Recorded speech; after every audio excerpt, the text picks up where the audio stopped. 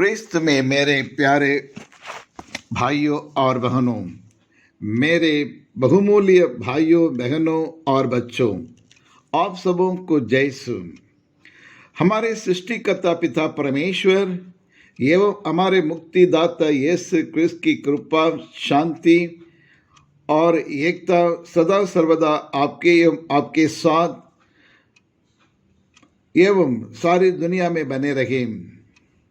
प्रिय विश्वासियों, इन दिनों आप लोग न्यूज़पेपर पढ़ते होंगे, अखबार पढ़ते होंगे, टीवी देखते होंगे, सोशल मीडिया के द्वारा और दुनिया की ये खबर लेते होंगे।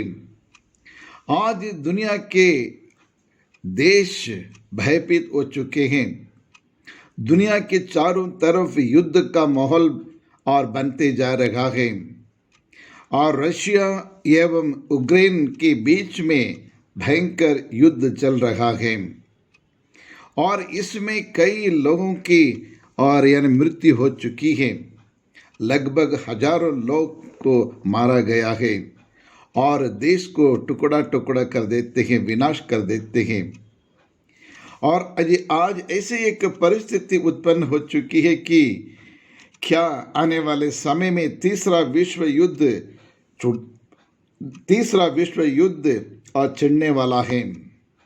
लेकिन लगभग ऐसे लगता है कि तीसरा विश्व युद्ध छिड़ने का संभावना बहुत अधिक है। रशिया ने यूक्रेन देश एवं हजारों लोगों को निर्दयपूर्वक नाश और विनाश कर रहा है। बड़ा देश जितने भी वो छोटा देशों को अपने कब्जे में लाना चाहते हैं, अपने कंट्रोल में रखना चाहते हैं, कोई किसी का सुनने के लिए तैयार नहीं है। जी हाँ, क्रिस्त में प्यारे भाइयों और बहनों, इन परिस्थिति में प्रभु यीशु दूसरों के प्रति उदार एवं सहिष्णु मनोवृत्ति का आह्वान करते हैं और साथ ही मनुष्यों के खिलाफ आलोचना उठाने की प्रवृत्ति को कम करने के लिए, उसको मिटाने के लिए भी हमें संदेश देते हैं। यानी अपने भाई बहनों से और मित्रपूर्ण एक भावना रखने के लिए, दूसरों को प्यार करने के लिए हमें शिक्षा दे रहे हैं। मानव जीवन का अनुभव यही कह रहा है, या मानव जीवन का अनुभव यही रहा है कि हमेशा हम दूसरों पर दोष लगाते हैं और हम हमेशा दूसरों की गलतियों को निकाल देते हैं, दूसरों की कमजोरियों के बारे में हम बोलते हैं और हर समय दूसरों की गलतियों को, कमजोरियों को ढूंढ निकालते हैं। लेकिन हम अपनी गलतियों के बारे में सोचते भी नहीं, ना मानते भी नहीं है। प्रिय विश्वासियों, दुनिया में ऐसा कोई व्यक्ति नहीं है जो किसी प्रकार की गलती नहीं करते हैं। ऐसा कोई साधु संत भी नहीं है जिन्होंने कोई गलती अपने जीवन काल में किया ना हो, क्योंकि गलती करना मनुष्य का स्वभाव है और आदि मानव के पाप का परिणाम यही है। आदि माँ बाप ने भी यही किया है, वो अपनी गलतियों के स्वीकार ना करते हुए ये दूसरों के ऊपर दोष लगाते थे। लेकिन गलती करने के बावजूद उन्हें ना स्वीकार करना और उसको अपनी गलतियों को ना स्वीकार करते हुए आप उसे न्याय साबित करने के लिए जो कोशिश करता है और बड़ा पाप बन जाता है।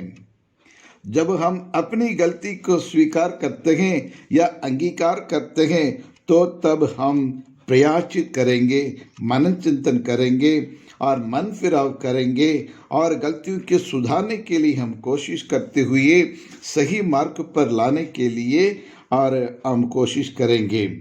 जी हाँ, क्रिस्त में प्यारे भाइयों और बहनों, जिस प्रकार हम देखते हैं रशिया अपनी गलतियों को नहीं मान रहा है और यूक्रेन देश को अपने कब्जे में लेना चाहते हैं। हम जो कहेंगे उसी को उसको मानना पड़ेगा, तुम मेरे अधिकार में रहेंगे करके और सारी गलतियों को यूक्रेन के देश के ऊपर और वो डाल देते हैं और यूक्रेन देश को दोष लगाते हैं। मानव का दूसरा स्वभाव यह भी है क्रिस्त में प्यारे भाई और बहनों, अपनी गलतियों को छिपाने के लिए दूसरों पर दोष लगा देते हैं।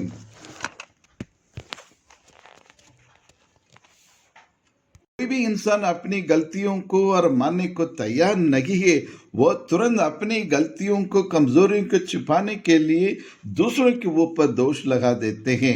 अपने आप को बचाने के लिए अपनी गलतियों को नजरअंदाज करते हुए दूसरों की गलतियों को बढ़ा चढ़ा के और उसका नाम बदनाम करने में लगे रहते हैं। और इसलिए थॉमस कार्ले कहते हैं, It is the peculiar quality of your fool to perceive the faults of others and forget his own. बड़े मूर्खों का गुण यह है कि दूसरों की गलती को ढूंढते हैं और अपनी गलतियों को भूल जाते हैं।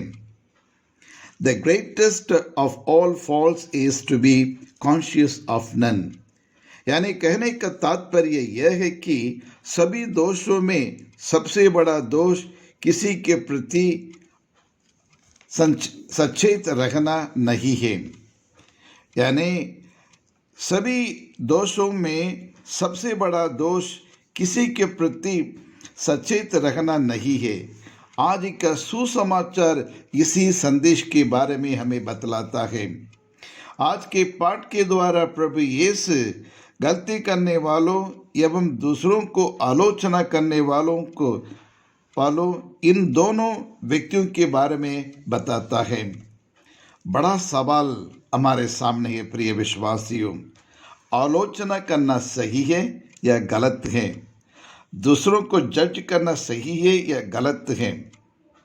कौन आलोचना कर सकते हैं या कौन दूसरों की गलतियों के आकलन कर सकते हैं? जी हाँ प्रिय विश्वासियों, आलोचना करने का मापदंड क्या है? इन तमाम प्रश्नों का उत्तर आज के सुसमाचार हमें देता है। जी हाँ क्रिस्त में प्यारे भाई और बहनों, constructive criticism is always the best way to correct the person. सकारात्मक आलोचना विकास एवं उन्नति के लिए बहुत अच्छा है। किसी को दंड देने के लिए नहीं या किसी को नीचे दिखाने के लिए नहीं, किसी के नाम बदनाम करने के लिए नहीं, बल्कि और उन्हें उसकी गलतियों को एहसास करने के लिए मात्र आलोचना करना ठीक है, सही है। दूसरों को आकलन करना, कौन दूसरों को आकलन कर सकते हैं या कौन दूसरों को जज कर सकते हैं? अच्छे लोग, ईमानदार लोग, सत्य बोलने वाले, न्याय करने वाले आदि लोग की दूसरों के ऊपर और ये जज कर सकते हैं और आलोचना कर सकते हैं। जो व्यक्ति अपनी गलतियों को छिपाते हुए, अन्याय करते हुए दूसरों को आकलन करने के लिए कोशिश करने वाला सही नहीं है, उन्हें कोई अधिकार नहीं है। इसलिए प्रभु यीशु ने लूका सुसमाचार अध्याय 6 पद संख्या 41 में कहते हैं, जब तुम्हें अपनी ही आंखों की धरन का पता नहीं तो तुम अपने भाई की आंख का तिनका क्यों देखते हो? कितना सुंदर संदेश प्रभु यीशु हमें देते हैं। जब तुम्हें अपनी ही आंखों की धरन का पता नहीं तो तुम अपने भाई की आंखों की तिनका क्यों देखते हो? तुम पहले अपनी ही आंखें की धरन निकाल लो, तभी तुम अपने भाई के आंख का तिनका निकालने के लिए अच्छी तरह देख सकोगे। जी हाँ क्रिस्त में प्यारे भाई और बहनों, आज दुनिया में या परिवार में और मानव जीवन में इसी प्रकार की घटनाएं घट रही हैं। आज इंसान कभी भी अपने गलतियों को स्वीकार करने के लिए तैयार नहीं है। वो हमेशा अपनी गलतियों की छिपाने के लिए गलती के ऊपर गलती बोलते जाते हैं और अपने आप को एक धर्मी के रूप में स्थापित करना चाहते हैं। लेकिन जब तक हम अपनी गलतियों को स्वीकार नहीं करेंगे, अंगीकार नहीं करेंगे, हम जीवन में आगे बढ़ नहीं सकते हैं। आज दुनिया के हर देश में, हर जाति में, हर धर्म में इसी को हम देखने को, यही प्रकार के और संदेश को हम देखने को मिलता है। कोई व्यक्ति चाहे वो छोटा हो या बड़ा हो, अमीर हो या गरीब हो, और आम प्रजा हो या राजा हो या मंत्री हो या मिनिस्टर हो, कोई अपनी गलतियों को स्वीकार करने के लिए तैयार नहीं है। हमेशा दूसरों की गलतियों को ढूंढ निकालते हैं, दूसरों को बदनाम करने के लिए, दूसरों को नीचा करने के लिए भरपूर कोशिश करते हैं। जहाँ क्रिस्त में प्यारे भाइयों और बहनों, लेकिन आज हमारे प्रभु यीशु क्रिस्त हमें एक अच्छी शिक्षा में दे रहे हैं। हम अपनी गलतियों के लिए मनन चिंतन करते हुए, प्रयाचित करते हुए सुधरना चाहिए। अपने भाई और अपनी बहन जो भी गलती करे, प्यार से और उन्हें समझाना है, उन्हें सही मार्ग दिखाकर और उन्हें न्याय के रास्ते पर, सत्य के मार्ग पर उन्हें ले आना चाहिए। हम प्रार्थना करें।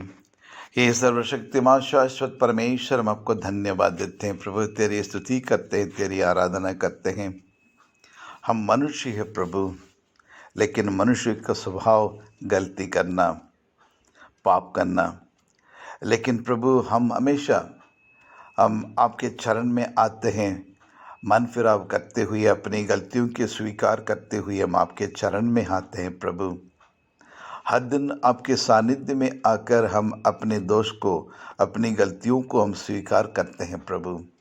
हम पर दया करें प्रभु। हमारे सारी गलतियों की क्षमा करने के लिए ही आपने सूली पर अपना खून बहाया प्रभु। हमारे पापों को प्रभु आपने अपने कंधों पर उठा लिया। हमारे सारी गलतियों को, कमज़ोरियों को आपने अपने क्रूस पर उठा लिया प्रभु। हमें फ्री कर दिया, आज़ाद कर दिया। उसके लिए कोटि कोटि धन्यवाद हम देते हैं। हमारे पापों के कारण आप कुचल दिए गए, हमारे अपराधों के कारण प्रभु, और आपको और इतने सारे दुख तकलीफ़ों को उठाना पड़ा। मानव जीवन में शांति बने रहने के लिए, हम शांति में यह जीवन बिताने के लिए प्रभु आपने अनेक प्रकार के दंड भोगा, और आखिर अपने पवित्र घावों द्वारा हमें चंगाई उन्हें प्रदान किया है प्रभु, जिसके लिए जीवन भर हम धन्यवाद देने से भी कम पड़ जाता है प्रभु। लेकिन सर्वशक्तिमान शाश्वत परमेश्वर, अधिक परामर्श दाता है आप ही प्रभु, और इस नश्वर मनुष्य के प्रति इतना अपार प्रेम है, और ताकि आप हम सबों को और आपकी वो साथ स्वर्ग राज्य में ले चलने के लिए हमेशा अपने मार्ग दिखाया प्रभु। उसके लिए हम आपको धन्यवाद देते हैं। आज हमारे सारे देश के लिए, सारी दुनिया के हर एक देश के लिए हर एक देश में शांति बनाए रखने के लिए, एकता रूस से रशिया एवं यूक्रेन देश के बीच में जो युद्ध चल रहा है प्रभु, दोनों को प्रभु सद्बुद्धि उन्हें प्रदान करे, और अच्छे ज्ञान और विवेक उन्हें प्रदान करे, ताकि वे अपनी अपनी गलतियों को स्वीकार कर सके, लोगों की भलाई के लिए, हर देश के प्रजाओं के लिए, उसकी उन्नति के लिए प्रभु, और इस युद्ध को विराम दे, ये युद्ध बंद हो जाए प्रभु। साथ साथ हमारे देश में भी जाति के नाम में, धर्म के नाम में, वर्ग के नाम पर लोग आपस में ना लड़े, भाईचारा उत्पन्न होने दे, एक दूसरे को प्यार करे, एक दूसरों की गलतियों की क्षमा करते हुए सही मार्ग पर आने के लिए आपके वचन को सुन सके, आपके वचन के अनुसार जीवन यापन करने की प्रभु आप हमें आशीष एवं कृपा हमें प्रदान करें, हमें सद्बुद्धि दे प्रभु, ताकि हम सब और एक दूसरों की गलतियों को नज़रअंदाज करते हुए, हम अपनी ही गलतियों को स्वीकार करते हुए सही मार्ग पर हम चल सके।